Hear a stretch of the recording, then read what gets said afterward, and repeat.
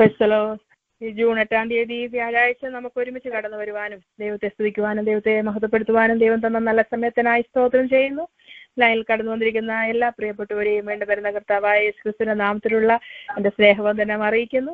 ഇപ്പോൾ നമ്മളൊരു പാട്ട് കേൾക്കാൻ പോവുകയാണ്. പാട്ട് പാടുന്നതിന് വേണ്ടി സിസ്റ്റർ സൂസൻ എബ്രഹാമിനെ ലൈനിലേക്ക് വളരെ സ്നേഹത്തോടെ സന്തോഷത്തോടെ ക്ഷണിക്കും. എനിക്കായൊരു സമസമ്പത്ത് സ്വർഗരാജ്യത്തിൽ ഒരു കുന്നാതാലിനി ലോകത്തെ സ്നേഹിച്ചിടുവാനൊരു കാലത്തും പോകയില്ല ഞാൻ. എൻ്റെ ആയുസ്സിൻ ദിനമൊക്കെയും അങ്ങേ മാത്രം ഞാൻ ഇനി സേവിക്കും. എൻ്റെ പ്രാണനായകനേശുവേ, നിന്റെ സ്നേഹം നീ എനിക്കേകിടണേ. എൻ്റെ പ്രാണനായകനേശുവേ, നിന്റെ സ്നേഹം നീ എനിക്കേകിടണേ. ഏഴയാകുന്ന എന്നെ സ്നേഹിച്ച നിന്റെ സ്നേഹമേ ത്രയോ ആശ്ചര്യം. എൻ്റെ പാപശാപങ്ങൾ നീക്കി നിൻ തിരുജീവനാൽ എന്നെ നിറച്ചല്ലോ. എൻ്റെ ആയുസ്സേൻ ദിനമൊക്കെയും അങ്ങേ മാത്രം ഞാനിനി സേവിക്കും. എൻ്റെ പ്രാണനായകനേശുവേ, നിന്റെ സ്നേഹം നീ എനിക്കേകിടണേ. എൻ്റെ ദേഹവും തിരുവാലയമാം നിന്റെ ആത്മാവേ എനിക്കേകിയതാൽ തിരുനാമത്തിൻ മഹത്വത്തിനാൽ ഇനി ജീവിപ്പാൻ കൃപ നൽകുക. എൻ്റെ ആയുസ്സിൻ ദിനമൊക്കെയും അങ്ങേ മാത്രം ഞാനിനി സേവിക്കും. എൻ്റെ പ്രാണനായകനേശുവേ, നിന്റെ സ്നേഹം നീ എനിക്കേകിടണേ. പ്രിയൻ തേജസ്സിൽ വെളിപ്പെടുന്ന നാളിൽ ഞാനും തേജസ്സിൻ മുൻപിൽ നിൽക്കുവാൻ എൻ്റെ ദേഹവും ദേഹിയാത്മാവും സമ്പൂർണമായി സമർപ്പിക്കുന്നേ. എൻ്റെ ആയുസ്സിൻ ദിനമൊക്കെയും അങ്ങേ മാത്രം ഞാനിനി സേവിക്കും. എൻ്റെ പ്രാണനായകനേശുവേ, നിന്റെ സ്നേഹം നീ എനിക്കേകിടണേ. എൻ്റെ പ്രാണനായകനേശുവേ, നിന്റെ സ്നേഹം നീ എനിക്കേകിടണേ. ആമേൻ. ഹല്ലേലൂയ. അനുഗ്രഹിക്കപ്പെട്ട ഗാനം കേൾക്കുവാൻ കർത്താവ് നമ്മളെ സഹായിച്ചല്ലോ. ഹല്ലേലൂയ. പാട്ടുപാടി കർത്താവിന്റെ ദാസിയെ കർത്താവ് അനുഗ്രഹിക്കട്ടെ, സഹായിക്കട്ടെ. കുടുംബമായിട്ട് എൻ്റെ മക്കളെ കർത്താവ് ഹല്ലേലൂയ സഹായിക്കട്ടെ എന്ന് പ്രാർത്ഥിക്കുന്നു. നമ്മുടെ ആയുസ്സിന്റെ ദിനമൊക്കെയും ദൈവത്തെ സ്നേഹിപ്പാനും ദൈവത്തെ ആരാധിപ്പാനും മഹത്വപ്പെടുത്തുവാനും ഹല്ലേലൂയ കർത്താവ് നമ്മളെ സഹായിക്കട്ടെ. നമ്മുടെ ഓരോരുത്തരുടെയും തീരുമാനമായിട്ട് രാത്രികാലവും ഹല്ലേലൂയ ഒരു പ്രാവശ്യം കൂടെ അത് ഓർക്കുവാനും ദൈവത്തെ സ്തുതിപ്പാനും ദൈവത്തെ മഹത്വപ്പെടുത്തുവാനും കർത്താവ് നമ്മളെ സഹായിച്ചല്ലോ. ഹല്ലേലൂയ. Thank you aunty. നമ്മൾ ഇനിയും ദൈവത്തിന്റെ വചനത്തിന് മുമ്പാകെ ആകുവാനായിട്ട് പോവുകയാണല്ലോ. ഇന്ന് രാത്രികാലം ദൈവത്തിന്റെ വചനത്തിൽ നിന്ന് സംസാരിക്കുന്നത് സിസ്റ്റർ റോസമ്മ ബെഞ്ചമിൻ ആണ്. കർത്താവിന്റെ ദാസിയെ വളരെ സ്നേഹത്തോടും സന്തോഷത്തോടും വചന ശുശ്രൂഷയ്ക്ക് വേണ്ടി ലൈനിലേക്ക് ക്ഷണിക്കുന്നു.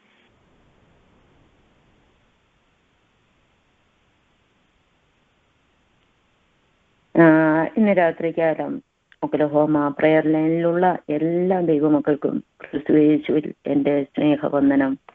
ഇന്നത്തെ ചിന്തയ്ക്കായി നമുക്ക് ദൈവവചനത്തിൽ നിന്ന് ഒരു വാക്യം വായിക്കാം. 56-ാം സങ്കീർത്തനം 8-ാം വാക്യം. നീ എൻ്റെ ഉഴൽച്ചകളെ എണ്ണുന്നു, എൻ്റെ കണ്ണുനീർ നിന്റെ തുരുത്തിയിൽ ആക്കി വെക്കണമേ, അത് നിന്റെ പുസ്തകത്തിലില്ലയോ. കർത്താവിൻ്റെ വിലയേറിയ തിരുനാമം വാഴ്ത്തപ്പെടുമാറാകട്ടെ. ഇന്ന് രാത്രികാലം തിരുവചനത്തിൽ നിന്ന് അല്പമായി ചിന്തിക്കുവാൻ പോകുന്നത് ദൈവം എൻ്റെ ഹൃദയത്തിൽ തന്നതായ ഒരു ചിന്ത പങ്കുവയ്ക്കുകയാവുന്നു. അബ്രഹാമിന് മക്കളില്ലാതെ അബ്രഹാമിന്റെയും സാറയുടെയും കുടുംബത്തിൽ തലമുറകളില്ലാതെ അവർ വളരെ ദീർഘവർഷങ്ങൾ കുടുംബജീവിതം നയിച്ചു. എന്നാൽ ഒരു കാലത്ത് സാറായിക്ക് തോന്നി, എനിക്ക് മക്കളില്ലല്ലോ, തന്റെ ദാസിയിലെങ്കിലും ഒരു കുഞ്ഞിനെ കണ്ട് അവർക്ക് സന്തോഷിക്കാമെന്ന് വിചാരിച്ച് സാറ വളരെ സമ്മതത്തോടെ ഒരു കുഞ്ഞിനെ കാണുവാനായി താല്പര്യപ്പെട്ടു. അങ്ങനെ ദാസിയായ ഹാഗേറിന് ഒരു തലമുറ ഉണ്ടായി എന്ന് കണ്ടു കഴിഞ്ഞപ്പോൾ പിന്നത്തേതിൽ അപ്പോൾ വരെ ഉണ്ടായിരുന്ന സാറയുടെ ആ സന്തോഷം മാറുവാൻ തുടങ്ങി. പിന്നത്തേതില് ദാസിയോട് അവൾ കഠിനമായി പെരുമാറുവാനും ഇടപെടുവാനും തുടങ്ങി. ഹാഗേറിന് ഒരു വിധത്തിലും അബ്രഹാമിന്റെ ഭവനത്തിൽ നിൽക്കുവാൻ കഴിയാത്ത വിധത്തിൽ അത്രമാത്രം ദുഃഖിതയായി അവൾ ആ ഭവനം വിട്ട് ഓടിപ്പോകേണ്ട ഒരു അവസ്ഥയുണ്ടായി. എന്നാൽ അവൾ പോകുന്ന വഴിയില് ദൂതൻ അവളെ തടഞ്ഞിട്ട്, നീ എവിടെ പോകുന്നു? നീ നിന്റെ യജമാനത്തിയായ സാറയുടെ ഭവനത്തിലേക്ക് മടങ്ങി ചെല്ലുക എന്ന് പറഞ്ഞ് ഹാഗേറിനെ മടക്കി അയച്ചു. എന്നാൽ ചില നാളുകൾ കഴിഞ്ഞ് തനിക്ക് ഒരു കുട്ടിയുണ്ടായി. തലമുറയെ കണ്ടു കഴിഞ്ഞപ്പോൾ പിന്നെയും സാറയ്ക്ക് ഹാഗേറിനെ ഉൾക്കൊള്ളുവാൻ കഴിയാതെ വളരെ മാനസികമായിട്ട് ബുദ്ധിമുട്ട് തോന്നി. അബ്രഹാമിനെ ദണ്ഡിപ്പിക്കുന്നതാകുന്ന ഒരു അവസ്ഥ നമുക്ക് കാണുവാൻ കഴിയുന്നു. എങ്ങനെയെങ്കിലും ദാസിയെയും മകനെയും പുറത്താക്കുക, അതാവുന്നു സാറയുടെ ആവശ്യം. അങ്ങനെ വന്നു കഴിഞ്ഞപ്പോൾ അബ്രഹാമിനോട് യഹോവയായ ദൈവം പറഞ്ഞു, നീ ഭാര്യയായ സാറയുടെ വാക്ക് തന്നെ കേൾക്കുക. അങ്ങനെ അധികാലത്ത് അബ്രഹാം ദാസിയായ ഹാഗറിനെ വിളിച്ചിട്ട് ഒരു തുരുത്തി വെള്ളവും അപ്പവും കൊടുത്ത് തൻ്റെ മകനെയും ഏൽപ്പിച്ചിട്ട് അബ്രഹാം ദാസിയെ പറഞ്ഞയക്കുന്ന ഒരു അവസ്ഥ നമുക്ക് കാണുവാൻ കഴിയും. അവൾ ബേർശേബ മരുഭൂമിയിൽ കൂടി മകനുമായി യാത്ര ചെയ്യുകയാണ്. എങ്ങോട്ട് പോകുന്നെന്നറിയാതെ, എന്തിനെന്നറിയാതെ, യാതൊരു ലക്ഷ്യവുമില്ലാതെ അവൾ മരുഭൂമിയിൽ കൂടി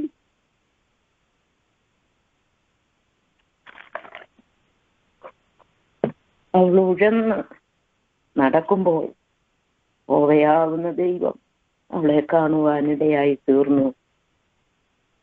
അവൾ മരുഭൂമിയിൽ കൂടി യാത്ര ചെയ്ത് അബ്രഹാം കൊടുത്തതായ അപ്പക്കഷ്ണവും അബ്രഹാം കൊടുത്തതായ വെള്ളവും തീർന്നു. മരുഭൂമിയിൽ കൂടി വരണ്ട ചൂടേറിയ അനുഭവത്തിൽ കൂടി കുഞ്ഞുമായി യാത്ര ചെയ്യുമ്പോൾ പിന്നെ അവൾക്ക് ഭക്ഷിപ്പാൻ ആഹാരമില്ല, കുടിക്കുവാൻ വെള്ളമില്ല, എങ്ങോട്ട് പോകണമെന്നറിയില്ല. നീണ്ട മരുഭൂമി മാത്രമാവുന്നു അവിടെ മുൻപിലുള്ളത്. എന്നാൽ യാത്ര ചെയ്ത് ക്ഷീണിതയായി അവളൊരു കുറുങ്കാട്ടിൽ കുഞ്ഞിനെ ഇട്ടിട്ട് അവൾ ഒരമ്പൻപാട് ദൂരം മാറിയിരുന്ന് അവൾ കരയുവാൻ തുടങ്ങി. അമ്മയും കരയുന്നു, കുഞ്ഞും കരയുന്നു. കുഞ്ഞ് കരയുന്നത് വെള്ളമില്ലാതെ, ഭക്ഷണമില്ലാതെ, വിശന്നും ദാഹിച്ചും. വരൾച്ചയുടെയും അതിന്റെ നാവ് പോലും നനയ്ക്കുവാൻ ഒരിച്ചു വെള്ളമില്ലാതെ കുഞ്ഞ് വരണ്ട അനുഭവത്തിൽ വിശന്ന് അതിന്റെ പ്രാണൻ പോകുന്ന ഒരു അവസ്ഥയിൽ കുട്ടി കരയുമ്പോൾ ഈ കുട്ടിയുടെ മരണം എനിക്ക് കാണണ്ട എന്ന് പറഞ്ഞു മാറിയിരുന്ന് അമ്മ കരയുന്ന അവസ്ഥ. എന്നാൽ സ്വർഗത്തിലെ ദൈവം ഇവരുടെ കരച്ചിൽ കണ്ടു. അമ്മയുടെയും കുട്ടിയുടെയും കരച്ചിൽ കണ്ടുവെങ്കിലും അവിടെ എടുത്തു പറയുന്നത് ദൈവം കുട്ടിയുടെ കരച്ചിൽ കേട്ടു എന്നാണ്. അമ്മയുടെ കരച്ചിലും അവിടെ കണ്ടതുകൊണ്ട് മാത്രമാണ് ഹഗേറേ നിനക്കിവിടെ എന്ത് എന്ന് ദൈവം ആകാശത്ത് നിന്ന് ചോദിക്കുവാനിടയായി. സ്വർഗത്തിലെ ദൈവം നമ്മൾ പഠിക്കുമ്പോൾ സിംഹാസനത്തിൽ ഇരിക്കുന്നു. പക്ഷെ സ്വർഗത്തിൽ നിന്ന് ഇനി ആകാശത്ത് നിന്ന് ചോദിക്കുന്നു എന്ന് പറയുമ്പോൾ സ്വർഗം ആകാശത്തിലേക്ക് ഇറങ്ങി വന്ന് തന്റെ ജനത്തിന്റെ നിലവിളിയും അവരുടെ വേദനയും വേദനയുടെ ആഴങ്ങളും കണ്ടു കഴിഞ്ഞാൽ സ്വർഗത്തിൽ ഇരിക്കുവാൻ കഴിയാതെ സ്വർഗത്തിലെ ദൈവം ആകാശത്തിലേക്ക് ഇറങ്ങി വരുന്നു. നമ്മൾ സങ്കീർത്തന ഭാഗത്ത് ഇങ്ങനെ കാണുന്നവൻ ആകാശം ചായ്ച്ചിറങ്ങി വരുന്നു. ആകാശങ്ങളെ കീറി സ്വർഗത്തിലെ ദൈവം തൻ്റെ ജനത്തിന്റെ നിലവിളി കേൾക്കുന്നവൻ, തൻ്റെ ജനത്തിന്റെ പ്രാർത്ഥന കേൾക്കുന്നവൻ. നമ്മൾ ഉൽപ്പത്തി പുസ്തകം 21-ാം അധ്യായത്തിന്റെ 14-ാം വാക്യം തൊട്ട് വായിക്കുമ്പോൾ, തുരുത്തിയിലെ വെള്ളം ചെലവായ ശേഷം അവൾ കുട്ടിയെ ഒരു കുറുങ്കാട്ട് തണലിലിട്ടു. അവൾ പോയി അതിനെതിരെ ഒരമ്പിൻപാട് ദൂരത്തിരുന്ന് കുട്ടിയുടെ മരണം എനിക്ക് കാണേണ്ട എന്ന് പറഞ്ഞ് എതിരേ ഇരുന്നു ഉറക്ക കരഞ്ഞു. ദൈവം ബാലന്റെ നിലവിളി കേട്ടു. ദൈവത്തിന്റെ ദൂതനാകാശത്ത് നിന്ന് ഹാഗേറിനെ വിളിച്ചു. അവളോട്, ഹാഗേറെ, നിനക്കെന്ത്? നീ ഭയപ്പെടേണ്ട.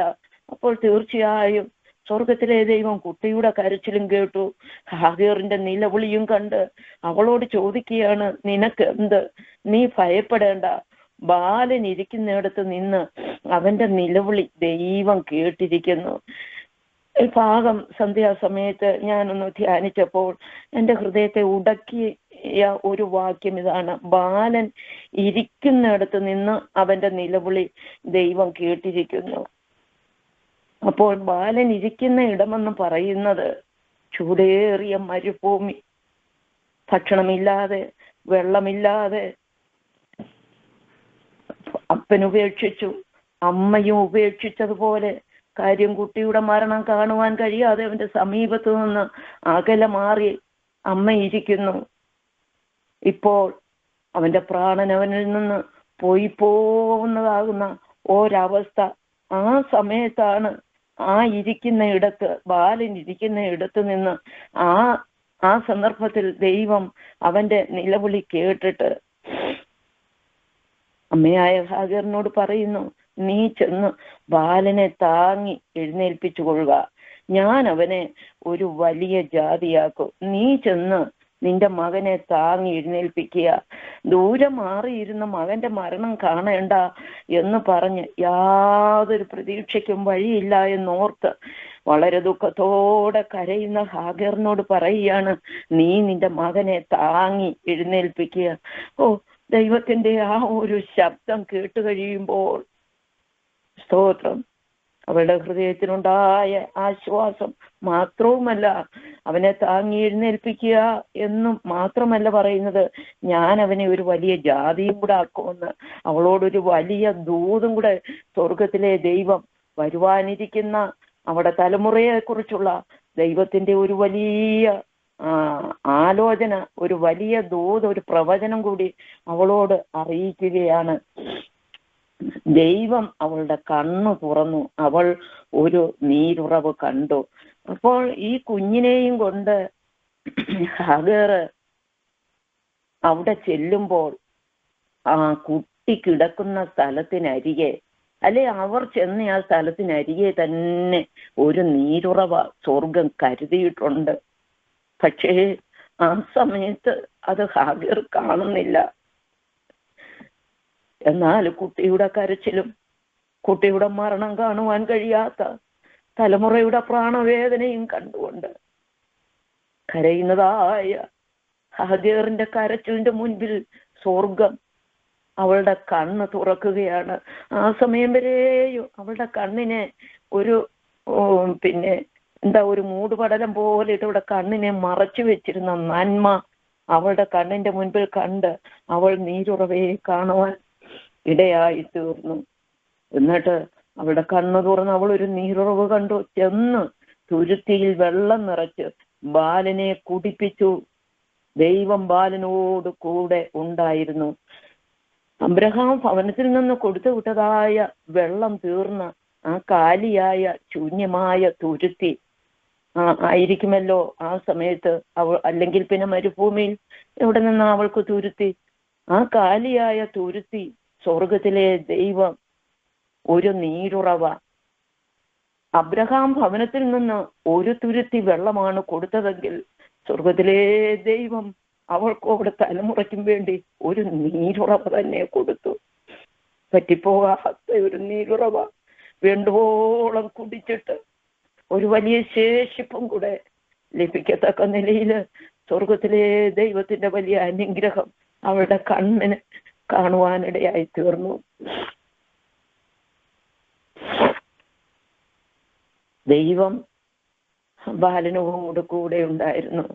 മനുഷ്യമാവുന്ന നിലയിൽ നമ്മളെ മനുഷ്യരൊക്കെയും നമുക്ക് തരും, മനുഷ്യരൊക്കെയും നമ്മളെ സഹായിക്കും. ദൈവമക്കളെ, മനുഷ്യന്റെ സഹായത്തിനൊക്കെ ഒരു പരിധിയുണ്ട്, മനുഷ്യന്റെ സഹായത്തിനൊക്കെ കണക്കുണ്ട്. മനുഷ്യരൊക്കെയും ഓരോ സമയമാവുമ്പോൾ അവർ മുഷിഞ്ഞെന്ന് വരാം, അവരൊക്കെ മാറിപ്പോയെന്ന് വരാം. എന്നാൽ ദൈവം തരുന്ന നന്മ, ദൈവം തുറക്കുന്നതാകുന്ന ഉറവ, അത് വറ്റിപ്പോകാത്തതും അത് നിലനിൽക്കുന്നതും അത് ഏറ്റവും ശ്രേഷ്ഠമായതുമായിരിക്കും എന്ന് നമുക്ക് ഈ തിരുവചനത്തിൽ കൂടി കാണുവാൻ കഴിയുന്നു. സങ്കീർത്തനക്കാരൻ ഇവിടെ പറയുന്നത്, നീ എൻ്റെ ഉഴൽച്ചകളെ എണ്ണുന്നു, എൻ്റെ കണ്ണുനീർ നിന്റെ തുരുത്തിയിൽ ആക്കി വെക്കണമേ. അവൾ തുരുത്തിയിൽ കണ്ണുനീര് നിറഞ്ഞതായ, അവളുടെ കണ്ണുനീര് കൊണ്ട് നിറച്ചതായ ആ തുരുത്തിയെ പിന്നത്തേതിൽ നീരുറവ കൊണ്ട് നിറയ്ക്കുവാൻ സ്വർഗത്തിലെ ദൈവത്തിന് അവളോട് കരുണ തോന്നി. തിരുവചനം പറയുന്നു, എനിക്ക് കരുണ തോന്നണമെന്നുള്ളവരോട് എനിക്ക് കരുണ തോന്നുന്നു, എനിക്ക് കനിവ് തോന്നണമെന്നുള്ളവരോട് എനിക്ക് കനിവ് തോന്നുന്നു. സാറയുടെ കണ്ണിൽ ദാസിയുടെ മകൻ പരിഹാസിയായി തോന്നിയെങ്കിലും സ്വർഗത്തിലെ ദൈവം പറയുന്നു, ഞാൻ അവനെ ഒരു വലിയ ജാതിയാക്കും. മാനുഷ്യ ചിന്തയ്ക്കും കണ്ണിനും കാഴ്ചപ്പാടുകൾക്കും വിധിയെഴുത്തിനും വിപരീതമായി കരുതുന്ന ഒരു ദൈവം നമുക്കുണ്ട് എന്ന് നമുക്ക് മനസ്സിലാക്കുവാൻ കഴിയും. ദൈവത്തിനു സ്തോത്രം. അപ്രകാരം തന്നെ നമുക്കറിയാമല്ലോ, ദൈവത്തിന്റെ ദാസനാകുന്ന മോശയുടെ കൈക്കീഴിൽ തന്റെ ജനമാകുന്ന ഇസ്രായേൽ മരുഭൂമിയിൽ കൂടി അവർ യാത്ര ചെയ്തു. നീണ്ട മരുഭൂമിയിൽ കൂടി അവർ യാത്ര ചെയ്ത് അവർ ശൂർ മരുഭൂമിയിൽ ചെന്ന് കഴിഞ്ഞപ്പോൾ അവർക്ക് വളരെ ദാഹവും ക്ഷീണവും തോന്നി. 3 ദിവസം മരുഭൂമിയിൽ വെള്ളം കിട്ടാതെ ജനം വലഞ്ഞു. നമുക്കറിയാമല്ലോ, ഒരു ദിവസം പോയിട്ട് 1 മണിക്കൂർ നമുക്ക് ദാഹിച്ചാല് ഉണ്ടാകുന്ന ബുദ്ധിമുട്ട്. മരുഭൂമിയാണെന്ന് ഓർത്തോണം. നീണ്ട മരുഭൂമിയിൽ കൂടി, ചൂടേറിയ മരുഭൂമിയിൽ കൂടി 3 ദിവസം വെള്ളം കിട്ടാതെ ജനം വളരെ ദാഹിച്ചും വലഞ്ഞും അവർ യാത്ര ചെയ്ത് അവർ നോക്കുമ്പോൾ മാറായുടെ അടുത്ത് അവർ സഞ്ചരിച്ച് ചെന്ന് കഴിഞ്ഞപ്പം വെള്ളം കണ്ട് ജനത്തിന്റെ പ്രാണനൊന്ന് തണുത്ത് അവർക്ക് ഭയങ്കര സന്തോഷം തോന്നി. ദാഹിച്ച് വലഞ്ഞു വരുന്ന ജനത്തിന് കുടിപ്പാൻ വീണ്ടോളം വെള്ളം കണ്ടു കഴിഞ്ഞപ്പോൾ അവർ സന്തോഷിച്ച് ആർത്തിയോടെ ആ വെള്ളം കുടിച്ചു നോക്കിയപ്പോൾ ആ വെള്ളത്തിന് ഭയങ്കര കയ്പ് കാരണം വെള്ളം കുടിക്കുവാൻ കഴിച്ചില്ല. അവർ ആർത്തിയോടെ വെള്ളം കുടിക്കുവാൻ എത്ര താല്പര്യപ്പെട്ടോ അതിനേക്കാളേറെ അവർ നടത്തിപ്പുകാരനായ മോശയോട് പിറുപിറുക്കുവാൻ തുടങ്ങി. മോശ ദൈവത്തോട് നിലവിളിച്ചു. ദൈവത്തിന് സ്തോത്രം. മോശ ദൈവത്തോട് നിലവിളിച്ചു കഴിഞ്ഞപ്പോ ഇതാ മോശ കാണുകയാണ്, യഹോവ അവന് ഒരു വൃക്ഷം കാണിച്ചു കൊടുത്തു. അവനത് വെള്ളത്തിലിട്ടപ്പോൾ വെള്ളം മധുരമായി തീർന്നു. അപ്പോൾ ഏത് കയ്പിന്റെ അനുഭവത്തില് നമ്മളെ കൊണ്ടുവന്ന് എത്തിച്ചാലും അവിടെ ഒരു നന്മ നമുക്ക് വേണ്ടി തമ്പുരാൻ കരുതിയിരിക്കും. ഒരു നന്മ കരുതിയിട്ടല്ലാതെ, മധുരിപ്പിക്കുന്ന ഒരനുഭവം സ്വർഗം കരുതിയിട്ടല്ലാതെ ഒരു കയ്പിന്റെ അനുഭവം നമ്മുടെ ജീവിതത്തിൽ നൽകുകയില്ല. പിന്നത്തേതിൽ ആ വൃക്ഷം ഇട്ട് കഴിഞ്ഞപ്പോൾ ആ വെള്ളം മധുരമായി തീർന്നു. അവർ വീണ്ടുമോളം കുടിച്ച് അവരുടെ ദാഹം തീർന്ന് അവർ പിന്നെയും യാത്ര ചെയ്തു. എന്നാൽ ദൈവം തൻ്റെ ജനത്തിന് നന്മ കൊടുക്കുന്നതിനോടൊപ്പം തന്നെ ദൈവം ചില പ്രമാണവും അവർക്ക് കൊടുത്തിരിക്കും. ആ വെള്ളത്തിനരികെ ചെന്ന് കയ്പുള്ളതാകുന്ന വെള്ളം മധുരമാക്കി തീർത്ത് ആ വെള്ളം കുടിച്ചു കഴിഞ്ഞപ്പോൾ യഹോവയായ ദൈവം പറയുകയാണ്, നിന്റെ ദൈവമായ യഹോവയുടെ വാക്ക് നീ ശ്രദ്ധയോടെ കേട്ട് അവന് പ്രസാദമുള്ളത് ചെയ്യുകയും അവന്റെ കൽപ്പനകളെ അനുസരിച്ച് അവന്റെ സകല വിധികളും പ്രമാണിക്കുകയും ചെയ്താൽ ഞാൻ മിസ്രയീമ്യർക്ക് വരുത്തിയ വ്യാധികളിൽ ഒന്നും നിനക്ക് വരുത്തുകയില്ല. ഞാൻ നിന്നെ സൗഖ്യമാക്കുന്ന യഹോവയാകുന്നു എന്ന് അരുളി ചെയ്തു. ദൈവത്തിന് സ്തോത്രം. ദൈവത്തിന്റെ നന്മ അനുഭവിച്ച് ദൈവം നടത്തുന്ന വഴികളിൽ ആശ്രയിച്ച് മുൻപോട്ട് ജീവിക്കുമ്പോൾ ദൈവം തരുന്നതാകുന്ന പ്രമാണം ദൈവത്തെ മറക്കാതിരിക്കാൻ തിന്ന് തൃപ്തി പ്രാപിച്ച് ദൈവം നടത്തിയ വഴികളും ദൈവത്തിന്റെ വിടുതലുകളും ദൈവത്തിന്റെ കരുതലുകളും ഒക്കെ നമ്മൾ അനുഭവിച്ചു കഴിയുമ്പോൾ ആ ദൈവത്തെ മറക്കാതിരിക്കുവാൻ അധികം ദൈവസന്നിധിയിൽ നന്ദിയുള്ളവരായി ദൈവസന്നിധിയിൽ എളിമയോടും താഴ്മയോടും വളരെ പ്രാർത്ഥനയോടും പിന്നെയും ദൈവത്തോട് അടുത്ത് ജീവിക്കേണ്ടതാവുന്നു. സങ്കീർത്തനക്കാരൻ ഇവിടെ പറയുന്നത്, നീ എൻ്റെ ഉഴൽച്ചകളെ എണ്ണുന്നു, എൻ്റെ കണ്ണുനീർ നിന്റെ തുരുത്തിയിൽ ആക്കി വെക്കണമേ, അത് നിന്റെ പുസ്തകത്തിൽ ഇല്ലയോ? നമ്മുടെ കണ്ണുനീരുകൊണ്ട് നാളുകളായി നീർന്നേക വിഷയമിട നടുവില്, നീക്കുപോക്കില്ലാത്ത വിഷയമിട നടുവിൽ, മറുപടി കിട്ടാതെ ഉത്തരമില്ലാതെ എന്ന് തോന്നുന്ന അനുഭവങ്ങളിൽ ഉപവസിക്കുകയും പ്രാർത്ഥിക്കുകയും തിരുമുഖത്തേക്ക് നോക്കിക്കൊണ്ടിരിക്കുകയും ചെയ്യുന്നതാകുന്ന തന്റെ ജനത്തിന്റെ ഉഴൽച്ചകളെ അറിഞ്ഞ് അവരുടെ കണ്ണുനീരിനെ തുരുത്തിയിലാക്കി വെക്കുന്ന ദൈവം പിന്നത്തേതിൽ അതിന് അളന്ന് നിന്റെ പുസ്തകത്തിൽ അത് ഇല്ലയോ? തമ്പുരാന്റെ കരങ്ങളിൽ ഒരു പുസ്തകമുണ്ട്. അവൻ ആ പുസ്തകം എടുക്കും. അത് നമുക്ക് എസ്തേറിന്റെ പുസ്തകം വായിക്കുമ്പോൾ നമുക്ക് ആ പുസ്തകത്തെ കുറിച്ച് കാണുവാനായിട്ട് ഇടയായി തീരും. ദൈവത്തിന് സ്തോത്രം. മൊർദെഖായി രാജാവിന് വേണ്ടി ചെയ്ത നന്മ രാജാവ് തന്റെ പുസ്തകത്തിൽ എഴുതി വെച്ചിരുന്നു. പിന്നത്തേതില് രാജാവിന്റെ മനസ്സിനെ സ്വർഗത്തിലെ ദൈവം ഉണർത്തുകയും ആ പുസ്തകം ദിനവൃത്താന്തങ്ങളുടെ പുസ്തകം എടുക്കണമെന്ന് രാജാവിന് തോന്നിപ്പിക്കുകയും ചെയ്തതായ ഒരനുഭവം നമുക്ക് കാണുവാൻ കഴിയുന്നുണ്ടല്ലോ. ആ പുസ്തകം എടുക്കേണ്ട സമയമായി കഴിഞ്ഞപ്പോൾ രാജാവിന്റെ ഉറക്കത്തെ തമ്പുരാൻ എടുത്തു കളഞ്ഞു. അവൻ ഉറക്കം വരാത്ത ഒരു രാത്രിയാക്കി തീർത്തു. തന്റെ ഭക്തന് വേണ്ടി കൊടുക്കേണ്ട, തന്റെ ഭക്തന് വേണ്ടി കരുതേണ്ട, തന്റെ ഭക്തന് പ്രതിഫലം കൊടുക്കേണ്ട സമയമായപ്പോൾ രാജാവിന്റെ ഉറക്കം കെടുത്തിയിട്ട് ആ പുസ്തകം എടുക്കുവാൻ രാജാവിന്റെ ഹൃദയത്തിന് പ്രേരണ ഉണ്ടാകുന്നതായിട്ട് നമുക്ക് കാണുവാനിടയാകുന്നു. രാജാവ് പുസ്തകം എടുത്ത് വായിച്ചു നോക്കിയപ്പോൾ രാജാവിന് വേണ്ടി ദോഷം പ്രവർത്തിച്ചതായ വ്യക്തികളെ കുറിച്ചുള്ളതാകുന്ന അറിവ് പ്രാർത്ഥിക്കുന്നതാകുന്ന മൊർദെഖായി രാജാവിനെ അറിയിക്കുവാനിടയായി. ഞാൻ എന്തെങ്കിലും പ്രതിഫലം അതിന് തക്കതായി മൊർദെഖായിക്ക് കൊടുത്തുവോ എന്ന് അന്വേഷിച്ചപ്പോൾ ഒന്നും കൊടുത്തിട്ടില്ല എന്ന് അറിഞ്ഞു. അപ്പോൾ മൊർദെഖായിക്ക് കൊടുക്കേണ്ട സമയമായി. മൊർദെഖായിക്ക് ഹല്ലേലൂയ ആ പ്രതിഫലം ലഭിക്കേണ്ട സമയമായപ്പോൾ ആ പുസ്തകം എടുക്കുവാൻ രാജാവിന്റെ മനസ്സിനെ ദൈവം ഉണർത്തി എന്നുള്ളതാണ്. അതിനോർത്താന്തങ്ങളുടെ പുസ്തകം എടുത്ത് അങ്ങനെ അത് വായിച്ചു നോക്കി. പിന്നത്തേതില് ഹല്ലേലൂയ മൊർദെഖായിക്ക് ലഭിച്ച പ്രതിഫലം തനിക്ക് ലഭിക്കുന്നതിനോടൊപ്പം ദൈവത്തിന് സ്തോത്രം.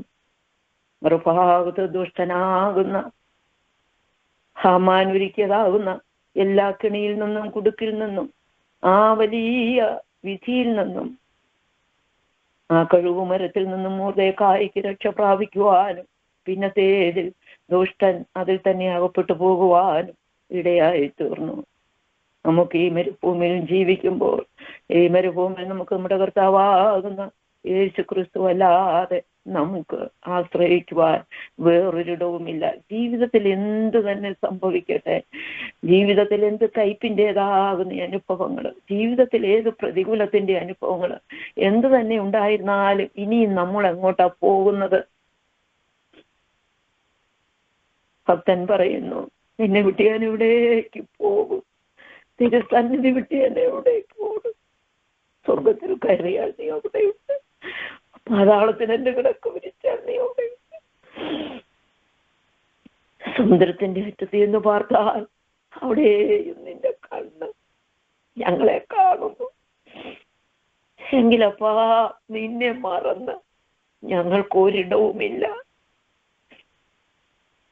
മരണത്താലാകട്ടെ ജീവനാലാകട്ടെ കർത്താവ് തന്നിരിക്കുന്നതാകുന്ന ജീവിതത്തിന്റെ ഏതവസ്ഥയിലും കർത്താവിനെ മാത്രം മുറുകെ പിടിച്ചുകൊണ്ട് തിരുവചനത്തിൽ മാത്രം ആശ്രയം വെച്ചുകൊണ്ട്, ഈ തിരുവചനത്തിൽ വിശ്വസിച്ചുകൊണ്ട്, കാൽവറിയുടെ ലക്ഷ്യം മാത്രം മുൻപിൽ കണ്ടുകൊണ്ട് നിത്യതയ്ക്ക് വേണ്ടി ഒരുങ്ങുക. ഈ ലോകത്തിൽ നമുക്ക് എന്തെല്ലാം ഉണ്ടായിരുന്നാലും, ലോകത്തിൽ എന്തെല്ലാം സമ്പത്തുകൾ, ലോകത്തിൽ എന്തെല്ലാം നമുക്ക് പ്രതാപങ്ങള്, ലോകത്തിൽ എന്തെല്ലാം ഉണ്ടായിരുന്നാലും അതെല്ലാം ക്ഷണികമെന്ന് തിരുവചനം പറയുന്നു. എല്ലാം നഷ്ടപ്പെട്ടു പോയാലും ഈ അല്പമായതിനെ നോക്കിക്കൊണ്ടല്ല നമ്മൾ, അതിനേക്കാളേറെ നമുക്ക് വേണ്ടി ഒരു നിത്യത, നമ്മുടെ നിത്യത നഷ്ടപ്പെടരുത്. അത് മാത്രമായിരിക്കണം ഒരു ദൈവ പൈതലിന്റെ ലക്ഷ്യം. താൽക്കാലികമായതൊക്കെ നഷ്ടപ്പെട്ടാലും, അത് ദുഃഖവും വേദനയുമായി മാറിയാലും, അതിനപ്പുറമായി നമുക്ക് വേണ്ടി ഒരുക്കിയിരിക്കുന്നതാകുന്ന നിത്യത വലിയ താമസമില്ലാതെ നമ്മുടെ കർത്താവ് വരും, കാഹളം ധ്വനിക്കും. നമ്മൾ ജീവനോടെ ആയിരുന്നാലും മരിച്ചു കഴിഞ്ഞിട്ടായിരുന്നാലും കാഹളം ധ്വനിക്കുമ്പോൾ വിശുദ്ധന്മാർക്ക് വേണ്ടി ഒരുക്കിയിരിക്കുന്ന പന്തിയിൽ നമ്മൾ ഓരോരുത്തരും അവകാശികളായിരിക്കേണ്ടതിന് നമുക്ക് ഒരുമിച്ച് പ്രാർത്ഥിക്കാം. ഇന്ന് രാത്രിക്കാലം അടിയന് ലഭിച്ചതായ ഈ ചെറിയ ദൈവാലോചന ഇന്ന് ഇവിടെ ഞാൻ നിർത്തുകയാവുന്നു. എനിക്ക് വേണ്ടി, ശേഷാൻസിക്ക് വേണ്ടി, കുഞ്ഞിന് വേണ്ടി എല്ലാവരും പ്രാർത്ഥിക്കണമേ എന്നുള്ള അപേക്ഷയോട് ഞാൻ നിർത്തുന്നു.